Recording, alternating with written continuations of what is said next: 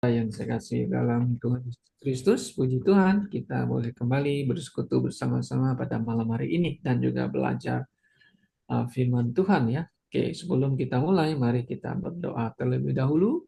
Bapa yang baik, Bapa surgawi, segala puji syukur hormat kami naikkan kehadirat-Mu dan kami mengucap syukur atas pimpinan-Mu, pemeliharaanmu buat kami.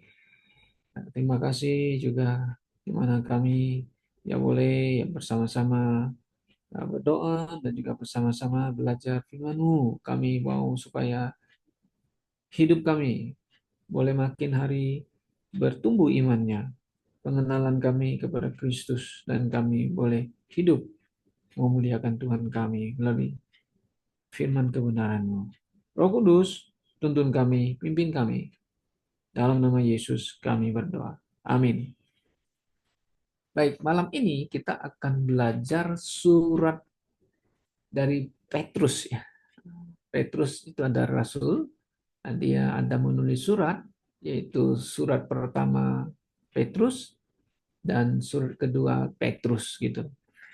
Nah, malam ini kita akan coba bersama-sama untuk pelajari ya, dan juga boleh mendapatkan pelajaran rohani dari surat Petrus ini.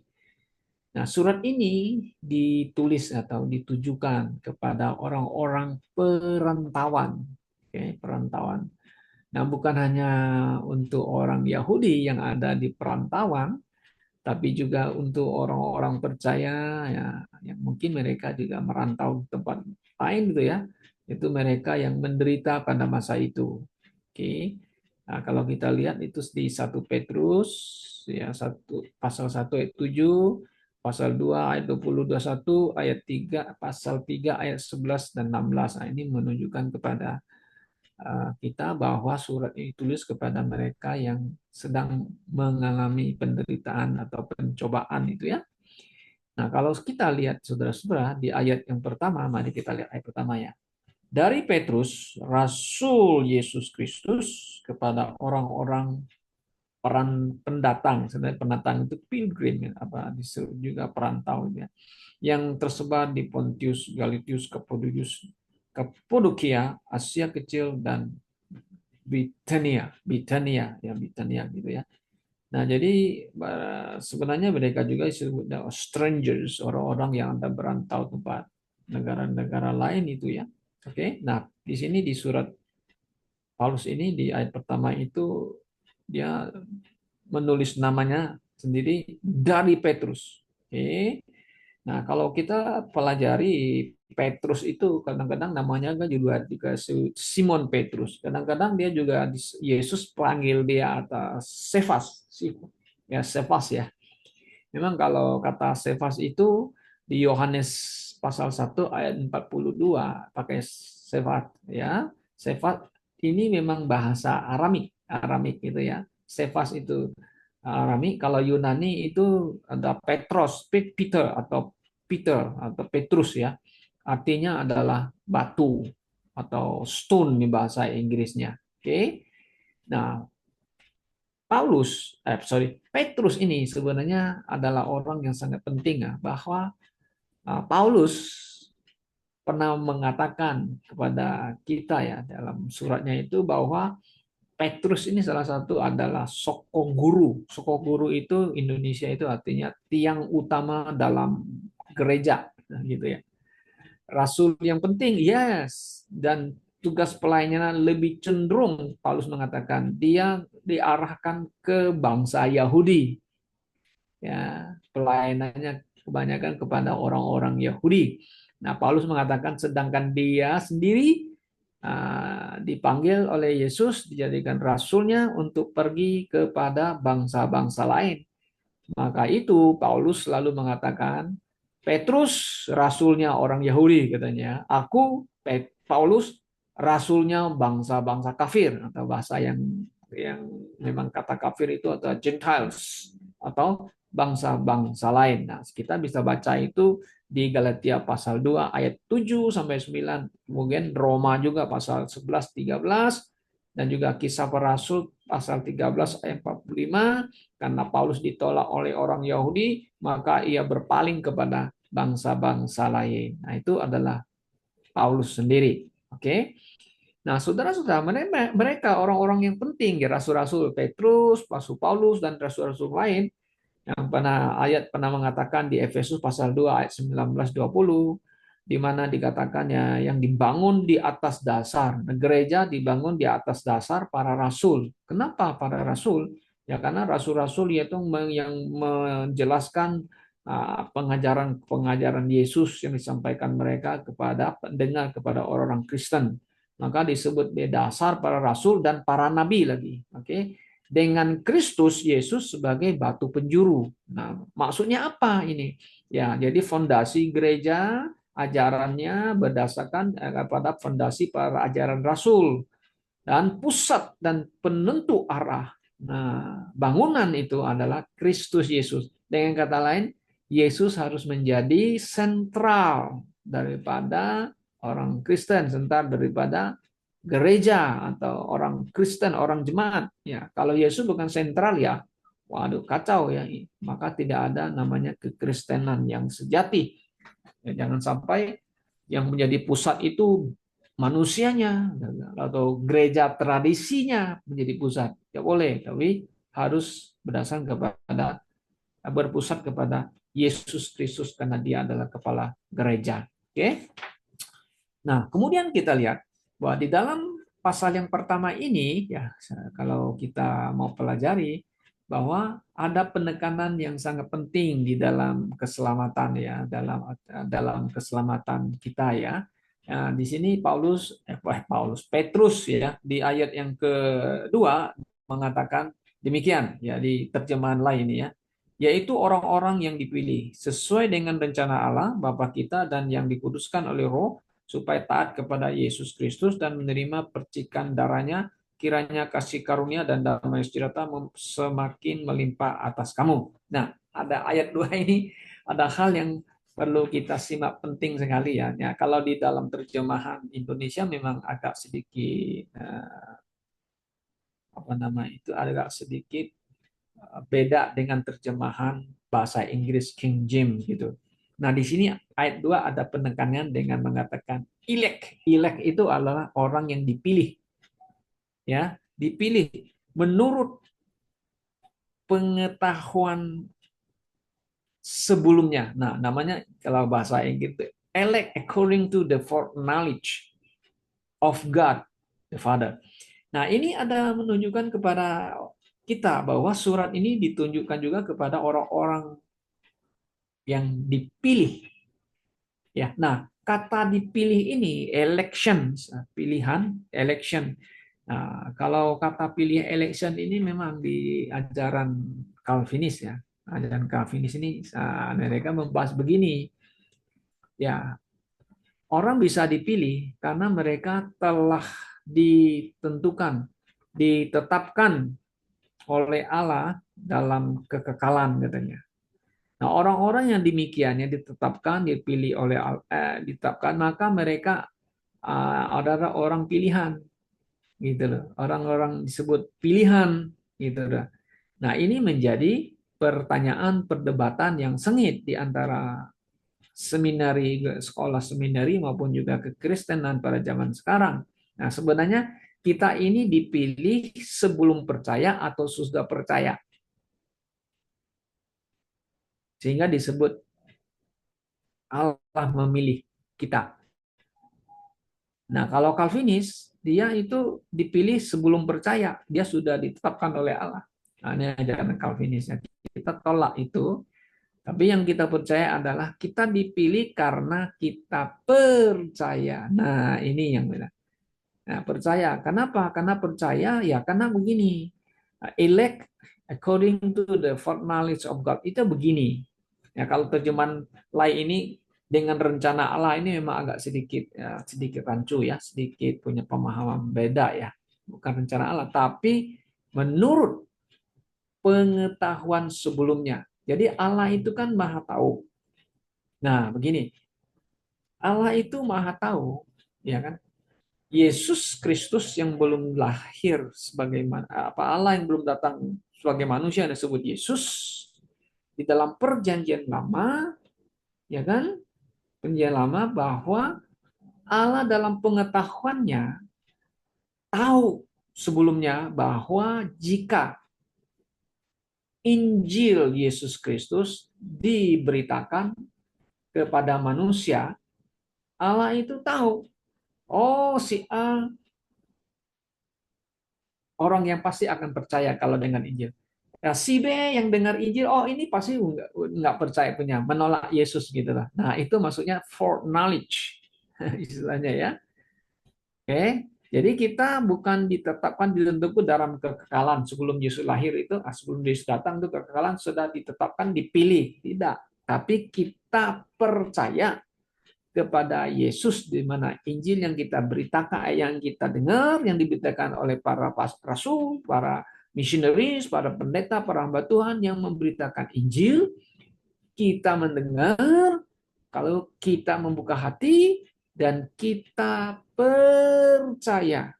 Nah, pada waktu kita percayalah, kita terima Tuhan Yesus, dosa kita ditanggung oleh Yesus di kayu salib, maka kita diampuni kan, atau dibenarkan, kemudian kita diampuni dosa kita, kemudian kita diadopsi menjadi anak Allah, dan kita menjadi milik Kristus. Nah, seperti khotbah yang kemarin saya sampaikan, hidup mati milik Kristus.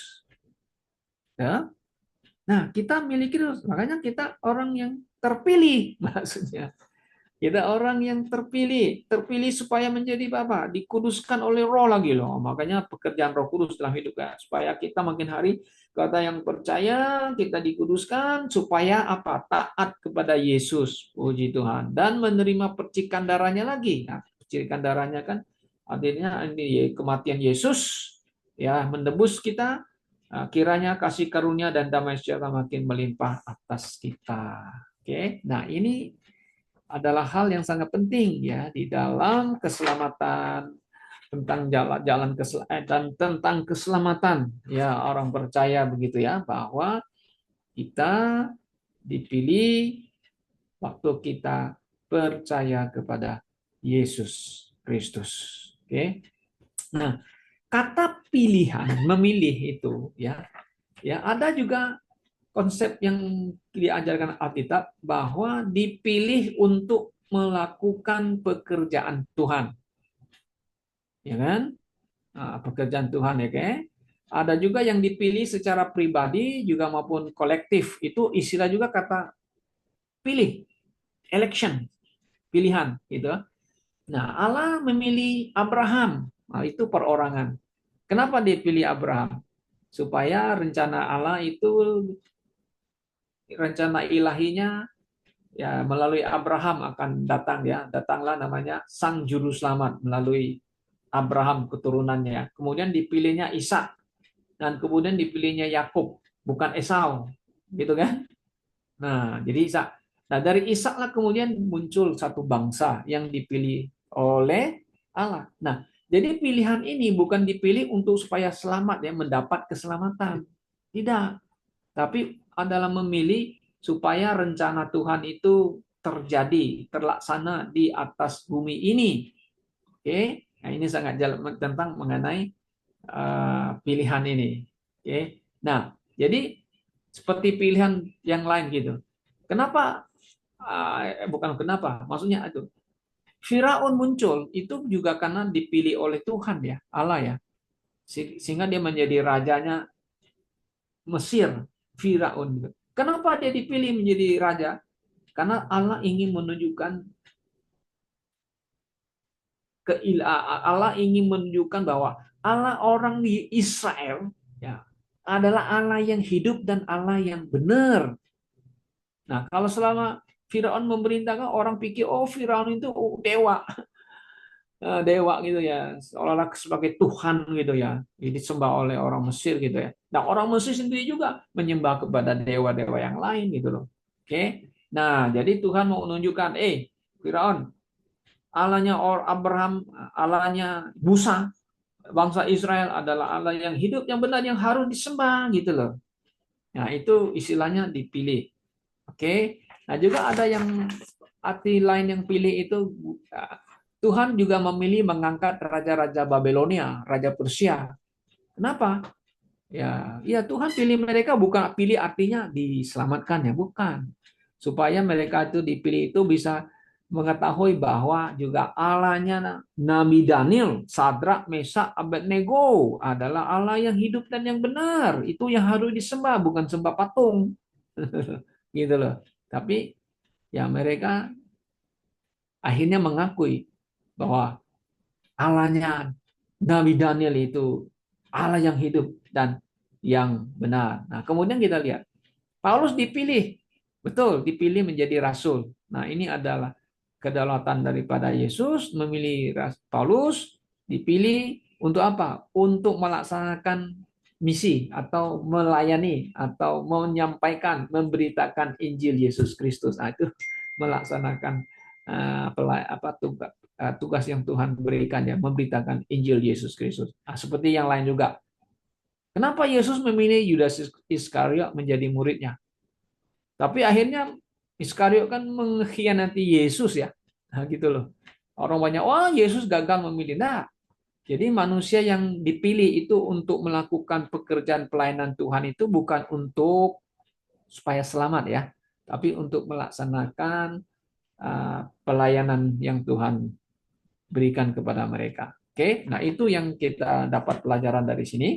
Oke, nah kemudian yang kita ingin belajar dari pasal yang pertama ini, poin yang kedua di mana Petrus ingin sampaikan itu adalah tentang jaminan keselamatan. Nah, kita telah diselamatkan. Kita telah dipilih karena kita percaya, kan? Jadi Tuhan juga mau supaya orang yang dipilih itu, yang telah selamat, ya, dia harus memiliki keyakinan, artinya mau tahu jaminan keselamatan. Jaminan keselamatan itu artinya pasti mati masuk surga maksudnya. Kita percaya pasti selamat gitu loh. Nah, coba kita lihat di ayat ketiga. Terpujilah Allah dan Bapa Tuhan kita Yesus Kristus yang karena rahmatnya yang besar telah melahirkan kita kembali oleh kebangkitan Yesus Kristus dari antara orang mati kepada suatu hidup yang penuh pengharapan. Oke, ya. Jadi Pak Petrus mengatakan terpuji Allah. Nah, Allah yang mana tuh? Bapa Tuhan kita Yesus Kristus. Yang karena rahmatnya itu the mercy, His mercy yang besar telah melahirkan kita. Jadi kasih Tuhan itu, kasih Bapa itu kepada manusia di mana dikirim Yesus Kristus ya. Yohanes 3:16 kan Tuhan mengaruniakan anaknya yang tunggal itu ya. Oke. Nah, supaya melalui anaknya tunggal itu, saudara-saudara, bahwa kita dilahirkan kembali. Lahirkan kembali dari mana? Dan cara bagaimana? Oleh kebangkitan Yesus Kristus dari antara orang mati kepada suatu hidup yang penuh pengharapan. Oke. Nah, bagaimana bisa bisa kita dilahirkan ya? Lahir baru itu artinya kan dilahirkan, dilahir kembali. Nah, lahir kami secara spiritual, rohani, bukan lahiriah.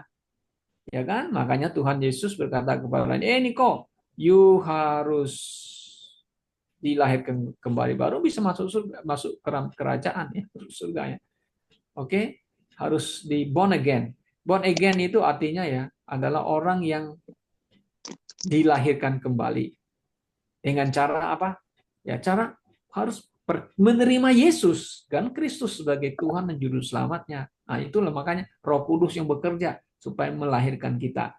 Nah, maka itu di dalam baptisan ya kan. Baptisan kita ini kan adalah satu gambaran di mana kita mati bersama Kristus dan kita bangkit kembali. Nah, itu yang terjadi sebagai apa gambaran itu ya, we born again, menjadi orang yang baru, manusia yang baru, new creatures kata bahasa Inggrisnya di 2 Korintus pasal 5 ayat 17 ya. Ciptaan yang baru sehingga kita memiliki apa? Suatu hidup yang penuh pengharapan. Pengharapan apa? Ya, pengharapan di dalam Kristus bahwa kita akan mati dan kita akan dibangkitkan dan mendapatkan hidup yang kekal. Maka itulah tujuan kita percaya kepada Yesus supaya jiwa kita diselamatkan dan memiliki pengharapan nanti. Pengharapan di mana? Ya, kita masuk surga. Pengharapan di mana kita mendapat rewards, dari Tuhan sesuai dengan perbuatan kita. Oke? Nah, kemudian kita lihat ayat yang berikutnya lagi ya, untuk menerima suatu bagian. Nah, tadi makanya pengharapan kita mendapat warisan. Tentu warisan yang dikatakan di sini di inheritance incorruptible, tidak binasa ya. Warisan yang tidak tentu itu maksudnya di sini adalah mengenai keselamatan kita. Oke, yang tidak bisa layu, yang tidak binasa, ya, dan tidak dapat cemar dan tidak dapat layu dan tersimpan di surga bagi kamu. Oke. Nah, ini yang diajarkan oleh Petrus sehingga kita punya pengharapan menerima suatu bagian kalau terjemah lain itu ya. Oke, inheritance itu adalah keselamatan. Tentu juga nanti ada juga yang disebut dengan pemberian anugerah, pemberian mahkota dan juga hadiah atau rewards kepada setiap orang. Oke. Nah, kemudian yang kelima yang menjadi jaminan tentang jaminan keselamatan itu ayat 5 di sini ditekan begini, yaitu kamu tentu ini orang yang sudah terpilih itu ya, yang dipelihara dalam kekuatan Allah karena imanmu, sementara kamu menanti keselamatan yang telah tersedia untuk dinyatakan pada akhir zaman. Oh ya, pada akhir zaman. Oke, tentang kedatangan Kristus yang akan datang ya. Bergembiralah akan hal ini. Sekalipun sekarang ini kamu seketika harus berduka cita oleh berbagai-bagai pencobaan. Maksud semuanya ini ialah untuk membuktikan kemurnian imanmu yang jauh lebih tinggi nilainya daripada emas yang fana yang diuji kemuniannya dengan api sehingga kamu memperoleh puji-pujian dan kemuliaan dan kehormatan pada hari Yesus Kristus menyatakan dirinya. Oke. Nah, jadi di sini tentang jaminan keselamatannya kita lihat itu mendapat warisan hidup kekal yang abadi ya tentu. Kemudian kita dipelihara oleh Tuhan ya ayat 656 ya kan, karena kita menantikan kedatangan Kristus yang akan kedua kali. Nah, yang dimana orang-orang Kristen, orang percaya pada masa itu ya mereka yang sedang menanti Kristus tapi mengalami pencobaan atau mengalami trial. Trial itu pencobaan, penderitaan. Maksud semua itu untuk apa? Nah, maksud semua itu kan jelas. Di sini Petrus mengatakan untuk menguji kemurnian imanmu. Nah, you tahan uji atau nggak tahan uji ini? Kalau iman yang nggak benar, iman yang salah, ya nggak tahan uji. Tapi kita memiliki iman yang murni, ya tentu iman yang sejati, ya itu tahan uji, ya kan? Nah, maka Petrus ini mengatakan yang diuji kemudiannya dengan api sehingga akibatnya kan sehingga kamu memperoleh Pak puji-pujian dan kemuliaan dan kehormatan pada hari Yesus. Nah, artinya sampai akhirnya kita tahan teruji gitu ya, sampai kita ya bertemu dengan Tuhan Yesus nanti satu hari ya. Oke. Nah, kemudian yang ayat 8, sekalipun kamu belum pernah melihat dia, nah belum pernah melihat Yesus, ini harapan kita bertemu Tuhan Yesus ya, Tuhan Yesus ada di surga. Entah. Kenapa kita masih mempertahankan iman kita? Baik. Karena apa? Karena kita tidak pernah melihat Yesus. Siapa yang pernah melihat Yesus? Sejak Yesus naik ke surga. Itu ada yang terakhir. Rasul-rasul melihat wajah Yesus dan melihat tubuh Kristus yang sedang naik ke surga dengan kuasanya. Dari sejak itu tidak pernah seorang pun yang pernah lagi melihat Yesus atau wujudnya atau wajahnya. Bahkan Paulus nggak pernah dia melihat wajah Yesus. Apa pernah saya di Alkitab tidak pernah mengatakan. Ya? Nah, waktu Yesus menyatakan diri kepada Paulus, itu hanya sinar yang terang yang menyinari Paulus. Dia hanya mendengar suara. Maka itu suara itu kan Yesus ngomong, namanya kan Saulus, Saulus, mengapa engkau menganiaya aku? Heran, menganiaya kamu? Siapa kamu, Tuhan? Nah, akulah Yesus Kristus yang kamu. Oh, karena dia menganiaya pengikut Yesus berarti menganiaya Yesus. Gitu kan? Nah, Paulus tidak melihat wajah Yesus. Ya kan? Nah, kita yang percaya tidak melihat wajah Yesus. Tapi apa? Di sini mengatakan, ya, sekalipun kita belum, nah, kita kan belum melihat Yesus kan? Belum sampai surga kan belum. Namun kamu katanya. Nah, orang percaya mengasihinya, mengasihi Yesus. Terus percaya kepada dia. Sekalipun kamu sekarang tidak melihatnya, kamu bergembira karena sukacita yang mulia dan yang tidak terkatakan. Puji Tuhan. Nah, ini adalah orang percaya yang diselamatkan. Sekalipun banyak pencobaan, kesusahan, tapi mereka tetap bertahan dengan iman yang sejati kepada Tuhan Yesus. Maka Tuhan akan memelihara mereka. Dan mereka juga ya dipuji akan iman mereka kan. Mereka bergembira, bersukacita, yang memuliakan dan bersukacita yang mulia. Jadi sukacita yang gimana ya kita bisa ekspresi ya. Karena punya pengharapan itu kan di dalam Tuhan Yesus ya yang tak terkatakan gitu. Nah, ayat yang ke-9 dia mengatakan demikian Paulus tentang jaminan keselamatan kita itu ya. Karena kamu telah mencapai tujuan imanmu. Nah, sekarang gini.